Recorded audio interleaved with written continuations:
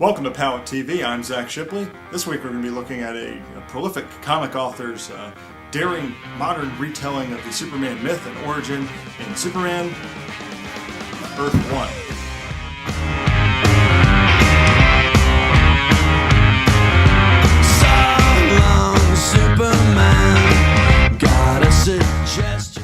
So as I mentioned before, this is not the first crack at a modern retelling. Mark Waid did an excellent job with Superman Birthright a couple years ago.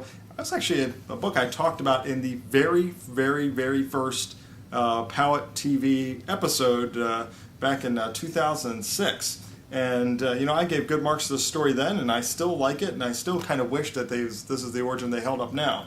But DC and their 52 universes feels like they got to go, make their ultimate universe, and it's starting off with Superman Earth 1. Now, before I get into the actual story encased in this book, I will give credit to DC for the format. As you can see, it's hardcover. It's a collection kind of without ever actually going to any individual issues. Instead of putting out 6 issues and then a collection and then six issues and a collection, they're catering basically to the paperback readers like myself by just doing a new hardcover collection every 6 months. So that's when you get the whole story arc instead of just like one chapter at a time, like a standard comic book is.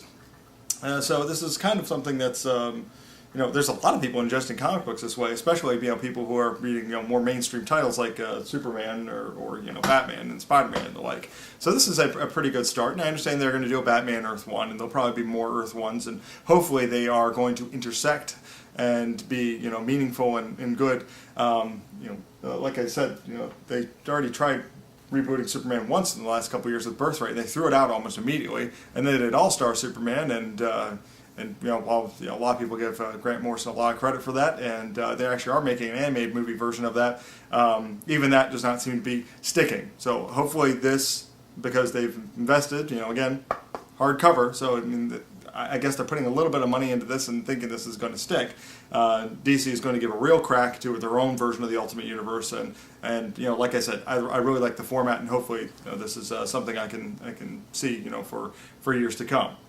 But on to the book itself. The cover was not revealed until a little earlier this week, because this is a brand new book, and not a lot of people were totally nuts about it. As you can see, it is a hooded Clark Kent with the eyes kind of flaring up like he's going to do some laser eye action, barely tearing up his shirt to reveal the Superman logo. A lot of people said this is a Twilight version of Superman. This is a brooding emo, angsty Superman. And really, the cover could not be more misleading. Although I will give them credit for making Superman look like a 20-something-year-old. If they modernized him, then this is what a 20-something-year-old looks like. So with that said, it is it's a modern look at Metropolis, a modern look at the origin. One of the cooler moments comes very early in the book. Clark trying out for football team. Clark going on job interviews with finance places, with labs, because obviously not only is he extremely powerful, he's also one of the most clever guys in the DC universe, and that's something a lot of people overlook, and I like that he tried a number of different jobs and various career paths before even interviewing at the Daily Planet. Daily Planet in this book is kind of a failing newspaper. It's not even the biggest newspaper in Metropolis. It's getting beaten by obviously blogs and internet news sites and the like, and so it was not a first choice type of place for him to go. But there's some cool stuff, cool little tweaks to his to the Clark Kent origin, and of course the Kents found him. They found him while hiking out in the woods. That's where the ship crashed, instead of blowing up their truck and him having to fix it or whatever. I think was in the original movie, and I honestly don't know what's the accepted origin now in DC Comics.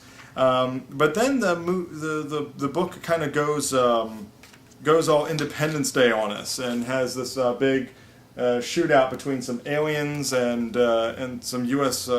UN fighters and stuff like that, and it really shifts tone quite quickly to this big space battle. Of course, this space alien who is landed on Earth. This is a new villain that they've introduced with a connection to Krypton, which I won't get into because I consider that to be a spoiler. However, I will show you what he looks like because I think he looks exactly like Archangel from X-Men. And so even though he's a new villain named Tyrell, he is actually just looks exactly like Archangel from X-Men. But in spite of the fact that they wanted to make him look like this on the cover, once you get in the book, this is, I mean, it's the traditional Superman. There's no other way around it. It's really just the means of how he gets there that's changed. Maybe the attitude's a little bit more modern. Maybe the music he listens to is a little different.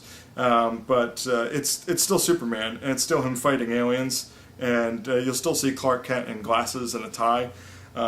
So they didn't go too far from the origin. Maybe change his hairstyle a little bit. But it's actually really good read, and I do heartily recommend it. I hope the Earth 1 series progresses, and this turns into like a real new version of the DC universe without various infinite crises and continuities and universes to keep up with. That said, there's still a lot of Superman universe characters who have not yet appeared. I mean, there you get a look at Lois Lane in here, Jim Olsen, Perry White, but no Lex Luthor, no other expanded characters. So you can probably expect to see those guys in future issues. I do look forward to that, and there will be a Batman Earth 1, I think, coming within the next couple months. So that said, if you're at your local comic shop, it's $19.99. Otherwise, check out the link on Palette TV because you can probably pick it up for a little bit cheaper on Amazon. But if you're in Frederick, Maryland, I do recommend going to Beyond Comics, where I picked this up. It's actually a pretty cool store, and it's the first time I've been in there since moving to Frederick, and so I heartily recommend going to that stop to pick this up. Thank you for watching Palette TV. My name is Zach Shipley. Be sure to follow us on Twitter, twitter.com/PaletteTV. Like us on Facebook at facebook.com/PaletteTV. Visit Palette TV every week for new videos on movies, games, comics, and toys. And this is normally the part of the show where I would say, keep playing or open your toys. But I can't really keep reading doesn't have a good ring to it, so I'll just simply say, up and away.